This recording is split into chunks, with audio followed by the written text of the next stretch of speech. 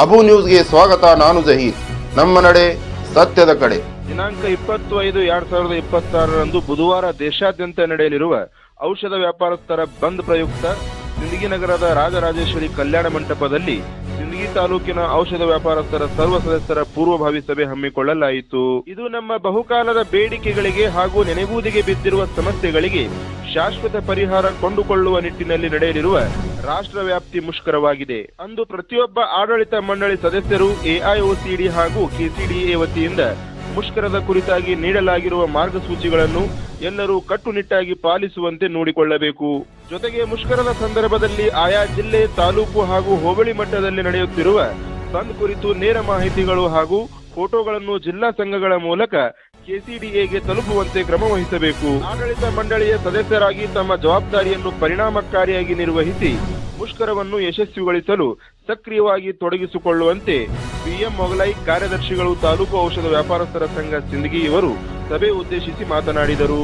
ದಿನಾಂಕ 20ರಂದು ನಡೆಯಲಿರುವ ಔಷಧ ವ್ಯಾಪಾರಸ್ಥರ ಬಂದ್ ಪ್ರಯುಕ್ತ ಸಿಂದಗಿ ತಾಲೂಕಿನ ಎಲ್ಲಾ ಔಷಧ ವ್ಯಾಪಾರಸ್ಥರ ಸಂಘದ ಸರ್ವ ಸದಸ್ಯರು ಬಂದ್ ಕರೆಗೆ ಸಹಕರಿಸಬೇಕಾಗಿ ಔಷಧ ವ್ಯಾಪಾರಸ್ಥರ ಸಂಘದ ತಾಲೂಕು ಅಧ್ಯಕ್ಷ ಸಿವೈ ಪಾಟೀಲ್ ಸಭೆ ಮೂಲಕ ವಿನಂತಿಸಿಕೊಂಡರು. ಹಿರಿಯ ಔಷಧ ವ್ಯಾಪಾರಸ್ಥರು ಹಾಗೂ ಜಿಲ್ಲಾ ಸದಸ್ಯರು ಸುಭಾಷ್ ಪಟ್ಟಣಶೆಟ್ಟಿ, ರಾಜಶೇಖರ್ ಸಂಗಮ್, ಶಿವಾನಂದ್ ಕಲಬುರ್ಗಿ, ನಾಗರಾಜ್ ಕಲಬುರ್ಗಿ, ಮಂಜು ಬೆಂಗಳೂರು, ವೀರಪಾಕ್ಷಿ ಗಿಡಗಂಟಿ, ಸುರೇಶ್ ತೇರ್ದಾ ಸೇರಿದಂತೆ ಸಿಂದಗಿ ತಾಲೂಕಿನ ಔಷಧ ವ್ಯಾಪಾರಸ್ಥರ ಸಂಘದ ಸರ್ವ ಸದಸ್ಯರು ಸಭೆಯಲ್ಲಿ ಉಪಸ್ಥಿತರಿದ್ದರು. ಇವತ್ತಿನ ಈ ತುರ್ತು ಸಭೆಯ ಉದ್ದೇಶ ದಿನಾಂಕ 20/5/2026 ಬುಧವಾರರಂದು ಅಖಿಲ ಭಾರತ ಔಷಧ ವ್ಯಾಪಾರಸ್ಥರ ಮಹಾಸಂಘ ಬಂದ್ ಕರೆ ಕೊಟ್ಟ ನಿಮಿತ್ತ ಇದೊಂದು ಸಾಮಾನ್ಯ ಚರ್ಚೆ. ಎಐಒಸಿಡಿ ನಮ್ಮ ಮಾತೃ ಸಂಸ್ಥೆಯಾದಂಥ ಅಖಿಲ ಭಾರತ ಎಐಒಸಿಡಿ ಸಂಸ್ಥೆ ದೇಶಾದ್ಯಂತ ದೇಶವ್ಯಾಪಿ ಎಲ್ಲ ರಿಟೇಲ್ ಮತ್ತು ಹೋಲ್ಸೇಲ್ ಔಷಧ ವ್ಯಾಪಾರವನ್ನು ಬಂದ್ ಮಾಡುವ ಕುರಿತು ಈ ತಿಂಗಳ ಹಿಂದೆ ಪ್ರಸ್ತಾಪ ಮಾಡಿ ಅದನ್ನು ನೋಟಿಫಿಕೇಷನ್ ಮಾಡಿ ಸಂಬಂಧಪಟ್ಟಂಥ ಅಧಿಕಾರಿಗಳಿಗೆ ಎಲ್ಲ ತಿಳಿಸಲಾಗಿದೆ. ಆ ಪ್ರಯುಕ್ತ ನಾಳೆ ಬುಧವಾರ ದಿವಸ ಸಿಂದಗಿ ಪಟ್ಟಣದಲ್ಲಿಯೂ ಸಹಿತ ಮತ್ತು ಸಮಸ್ತ ಸಿಂದಗಿ ತಾಲೂಕದಲ್ಲಿ ಸಹಿತ ಎಲ್ಲ ಔಷಧ ಅಂಗಡಿಗಳು ರಿಟೇಲ್ ಮತ್ತು ಹೋಲ್ಸೇಲ್ ಎಲ್ಲ ಔಷಧಗಳು ಒಂದು ದಿನ ಸಾಂಕೇತಿಕ ಮುಷ್ಕರ ನಿಮಿತ್ತ ಬಂದ್ ಮಾಡುವ ಪ್ರಯುಕ್ತ ಕುರಿತು ಚರ್ಚೆ ದಿನಾಂಕ 20/5/2026 ಬುಧವಾರದಿಂದ ಬೆಳಗ್ಗೆಯಿಂದ ಸಂಪೂರ್ಣ ದಿವಸ ಬಂದ್ ಇರುತ್ತದೆ. ಒಂದು ದಿನದ ಸಾಂಕೇತಿಕ ಮುಷ್ಕರ. ಇದರಿಂದ ಸಾರ್ವಜನಿಕರಿಗೆ ತೊಂದರೆ ಆಗ್ತದೆ, ಅನುಭವ ಅದ, ಅದಕ್ಕೆ ವಿಷಾದ ವ್ಯಕ್ತಪಡಿಸ್ತೀವಿ. ಅದಕ್ಕೆ ಖೇದದ ನಮಗೆ. ಯಾಕಂದ್ರೆ ನಾವೆಲ್ಲ ಎಸ್ಮೈ ಆ್ಯಕ್ಟ್ ಅಡಿಯೊಳಗೆ ವ್ಯಾಪಾರ ಮಾಡ್ತೀವಿ. ಅಗತ್ಯ ವಸ್ತು ಕಾಯ್ದೆಗಳು ವ್ಯಾಪಾರ ಮಾಡೋದ್ರಿಂದ ಸಾರ್ವಜನಿಕ ಭಾಳಷ್ಟು ತೊಂದರೆ ಆಗ್ತದೆ. ಈ ತೊಂದರೆಗೆ ದುಃಖನೂ ಅದು, ಖೇದನೂ ಅದು ನಮಗೆ. ಆದರೆ ಸರ್ಕಾರಕ್ಕೆ ನಾವು ಮನದಟ್ಟು ಮಾಡಿಕೊಳ್ಳಕ್ಕೆ ಸಾಕಷ್ಟು ನಮ್ಮ ಮಾತೃ ಸಂಸ್ಥೆ ಪ್ರಯತ್ನ ಮಾಡ್ತು. ಸುಮಾರು ವರ್ಷಗಳಿಂದ ಪ್ರಯತ್ನ ಮಾಡಿದಾಗ ಸಹಿತ ಆ ಪ್ರಯತ್ನಕ್ಕೆ ಫಲ ಸಿಗಲಿಲ್ಲ. ನಮ್ಮ ಬೇಡಿಕೆ ಇಷ್ಟೇ ಅದ, ಈ ಫಾರ್ಮಸಿ ಅನ್ನುವಂಥದ್ದೇನು ಆಕ್ಟೋಪಸ್ ಅಸಂಖ್ಯಾತ ಬಾವುಳ್ಳಂಥ ಬಹುರಾಷ್ಟ್ರೀಯ ಕಂಪನಿಗಳೇನದಾವು ಸಾಂಪ್ರದಾಯಿಕ ನಡೆದು ಬಂಥ ಔಷಧ ವ್ಯಾಪಾರ ನುಂಗಿ ಹಾಕುವಂಥ ಪರಿಸ್ಥಿತಿಗೆ ಬಂದ್ಬಿಟ್ಟದು. ಇನ್ನೂ ಒಂದು ಸ್ವಲ್ಪ ದಿನಮಾನದೊಳಗೆ ಸರ್ಕಾರದ ಕ್ರಮ ತಗೊಳ್ಳಿಲ್ಲ ಅಂದ್ರೆ ರಿಟೇಲ್ ಔಷಧ ವ್ಯಾಪಾರಸ್ಥರ ಒಂದು ಹಳ್ಳಿ ಹಿಡ್ಕೊಂಡು ತಾಲೂಕು ಹಿಡ್ಕೊಂಡು ಜಿಲ್ಲಾದೊಳಗೆ ಏನು ವ್ಯಾಪಾರಗಳು ನಡೀತಾ ಇದಾವೆ, ಪಾರಂಪರಿಕವಾಗಿ ತಂದೆಯ ಮಗ ಮಗನಿನ ಮೊಮ್ಮಗ ಎಲ್ಲ ಮಾಡ್ಕೊತ ಬರ್ತಾಯಿದ್ದೀವಿ. ಒಂದು ಅನ್ಯೋನ್ಯ ಸಂಬಂಧ ರೀತಿ ವ್ಯಾಪಾರ ನಡೆದು ಇದು ನಶಿಸಿ ಹೋಗಿಬಿಡ್ತಾ ಅದಕ್ಕಿಂತ ಸಂಪೂರ್ಣ ಬಂದ್ ಆಗಿಬಿಡ್ತದೆ. ಇಲ್ಲಿ 1,00,000 ಜನ ಬದುಕೋದಕ್ಕಿಂತ ಒಬ್ಬನೇ ಬದುಕಬೇಕು, ಒಬ್ಬನೇ ವ್ಯಾಪಾರ ಮಾಡಬೇಕು ಅನ್ನುವಂಥ ಸ್ಥಿತಿ ಇಡೀ ದೇಶದೊಳಗೆ ನಿರ್ಮಾಣ ಆಗ್ಲಿಕ್ಕತ್ತದೆ. ಅದನ್ನು ತಡೆಗಟ್ಟು ನಿಂತಳು ಈ ಫಾರ್ಮಸಿ ಇದು ಕುಲಂಕುಷವಾಗಿ ಇದರ ಅಧ್ಯಯನ ಮಾಡಿ ನೋಡ್ಲಿಕ್ಕಾಗಿ ಇದರಲ್ಲಿ ಲೋಪದೋಷಗಳು ಬಹಳ ಅದಾವೆ. 1941 ಔಷಧ ಕ್ರಾಂತಿಯವರ್ಧಕ ಅಧಿನಿಯಮದ ನೇರವಾಗಿ ಉಲ್ಲಂಘನೆ ಮಾಡಿ ವ್ಯಾಪಾರ ಮಾಡ್ತಾ ಇದ್ದಾರೆ.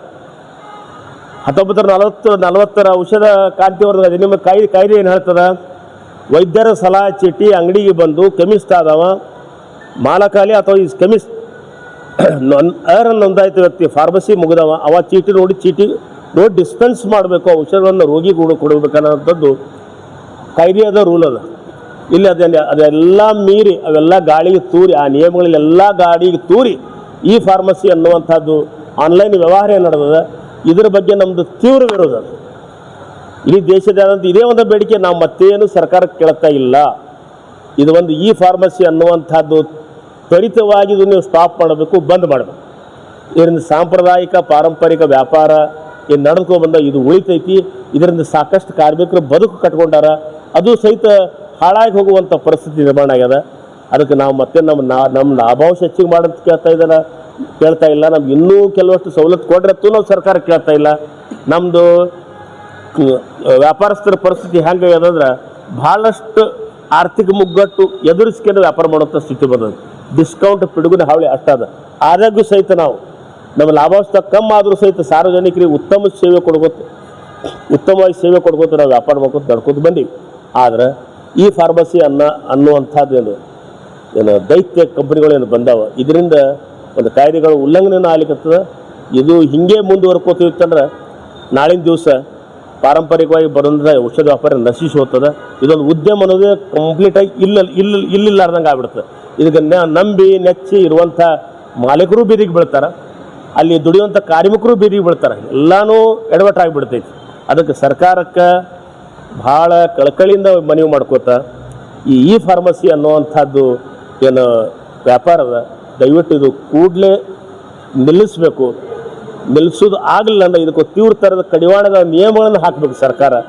ಈ ಮುಖಾಂತರ, ಈ ವೇದಿಕೆ ಮುಖಾಂತರ ಸಿಂದಗಿ ತಾಲೂಕು ಔಷಧ ವ್ಯಾಪಾರಸ್ಥರ ಪರವಾಗಿ ಮತ್ತು ಕರ್ನಾಟಕ ರಾಜ್ಯ ಔಷಧ ವ್ಯಾಪಾರ ಸಂಘದ ಪರವಾಗಿ, ಅಖಿಲ ಭಾರತ ಔಷಧ ವ್ಯಾಪಾರ ಮಹಾಸಂಘ AOCD ಪರವಾಗಿ ನಾ ಸರ್ಕಾರಕ್ಕೆ ದೈನ್ಯತೆಯನ್ನು ಕಳಕಳಿಯಿಂದ ಮನವಿ ಮಾಡ್ಕೋತೀವಿ. ಮತ್ತು ಇದನ್ನು ಮುಷ್ಕರ ರೂಪದಾಗ ನಾವು ಮಾಡಬೇಕು ಅಂತ ಹೇಳ್ಕೊಂಡು 4-5 ವರ್ಷದಿಂದ ಮಾತೃ ಸಂಸ್ಥೆ ಪ್ರಯತ್ನ ಪಟ್ಟಾಗೂ ಸಹಿತ ನಾವೆಲ್ಲ ಸಾರ್ವಜನಿಕರಿಗೆ ತೊಂದರೆ ಆಗ್ತದೆ. ಇನ್ನಿತರ ಯಾವುದೇ ವ್ಯಾಪಾರ ಬಂದ್ ಮಾಡೋದು ನಡೆಸಬಹುದು. ಆದರೆ ಔಷಧಿ ಅನ್ನುವಂಥದ್ದು ಭಾಳ ಜೀವರಕ್ಷಕ. ಒಬ್ಬನಿಗೆ ಅದ್ರ ಕಿಮ್ಮತ್ತು ₹2 ಇರಲ್ಲಕ್ಕ, ಅದ್ರ ಬೆಲೆ ₹2-3 ಅಷ್ಟೇ ಇರಲ್ಲಕ್ಕ. ಬಟ್ ಆ ಟೈಮ್ದೊಳಗೆ ಅವ್ನಿಗೆ ಏನು ಔಷಧಿ ಬೇಕಾಗ್ತದೆ ಭಾಳ ಒಂದು ಪ್ರಯೋಜನಕಾರಿ, ಭಾಳ ಒಂದು ಅತ್ಯವಶ್ಯಕವಾದ ವಸ್ತು ಇರ್ತದೆ. ನಾವು ಆ ಟೈಮ್ದಾಗ ಸೇವೆ ಕೊಡಲಿಲ್ಲ ಅಂದ್ರೆ ನಾವು ಮಾನವೀಯತೆಯ ಮೇಲೆ ಭಾಳ ಒಂದು ಪ್ರಕೋಪ ತೋರಿಸ್ದಂಗೆ ಆಗ್ತದೆ. ಅದು ನಮ್ಮ ನಿಯಮಗಳಿಗೆ ವಿರುದ್ಧ ಆಗ್ತದೆ. ಅದಕ್ಕೆ ನಾನು ಅಂದೆ, ಈ ಮುಷ್ಕರದಿಂದ ನಮಗೇನು ಇದು ಇಲ್ಲ. ಮುಷ್ಕರದಿಂದ ನಮ್ಗೆ ಖೇದ, ಸಾರ್ವಜನಿಕ ತೊಂದರೆ ಆಗ್ತದೆ, ಸಾರ್ವಜನಿಕ ಕಷ್ಟ ಆಗ್ತದೆ. ಆದರೂ ನಮ್ಮ ದುಃಖ ಸರ್ಕಾರ ಮುಂದೆ ನಾವು ತೋರ್ಪಡಿಸುವಂಥ ಒಂದು ಅನಿವಾರ್ಯತೆ ಬಂದುವರೆಗೆ ನಮ್ಮ ಮುಂದೆ ಕೇಂದ್ರ ಸರ್ಕಾರದ ಸಂಬಂಧಿತ ಇಲಾಖೆ ಯಾರು ಸಚಿವರಿದಾರ, ಪಿಯೂಷ್ ಗೋಯಲ್ ಆಗಿರ್ಬೋದು, ಮತ್ತು ಅದರ ಉಪವಿಭಾಗ ಬಂದಂಥ ರಾಸಾಯನಿಕ ರಸಗೊಬ್ಬರ ಈ ಇಲಾಖೆಯ ಇನ್ನಿತರ ಸಚಿವರಾಗಿರ್ಬೋದು, ಈ ಒಂದು ವಿಷಯದ ಮೇಲೆ ತೀವ್ರ ಗಮನ ಹರಿಸಿ ಇದೊಂದು ಫಾರ್ಮಸಿ ಅನ್ನುವಂಥ ಪಿಡುಗನ್ನು ತೀವ್ರವಾಗಿ ದೂರ ಮಾಡಿ ದೇಶೀಯವಾಗಿ ನಡೆದು ಬಂದಂಥ ವ್ಯಾಪಾರ ಉಳಿಸ್ತಿರ ತಿಳ್ಕೊಂಡು ಈ ಮೂಲಕ ಒಂದು ಭರವಸೆ ಮೂಡ್ತೀನಿ. ತಾವೆಲ್ಲರೂ ಬಂದಿದ್ದೀರಿ, ಭಾಳ ಹರ್ಷದ ಸಂಗತಿ. ತಾವೆಲ್ಲರೂ ದಿನಾಂಕ 20ರಂದು ಬುಧವಾರ ದಿವಸ ತಮ್ಮ ವ್ಯವಹಾರಗಳನ್ನು ಬಂದ್ ಮಾಡಿ ಸಾಂಕೇತಿಕವಾಗಿ ಶಾಂತಿ ರೂಪದೊಳಗೆ ಅವತ್ತೊಂದು ದಿವಸ ತಮ್ಮ ವ್ಯಾಪಾರ ಸ್ಥಗಿತ ಮಾಡಿ ಪ್ರತಿಭಟನೆ ಮೂಲಕ ಸರ್ಕಾರಕ್ಕೆ ನಾವು ಮಾಹಿತಿ ಕೊಡಬೇಕಾಗಿತ್ತು.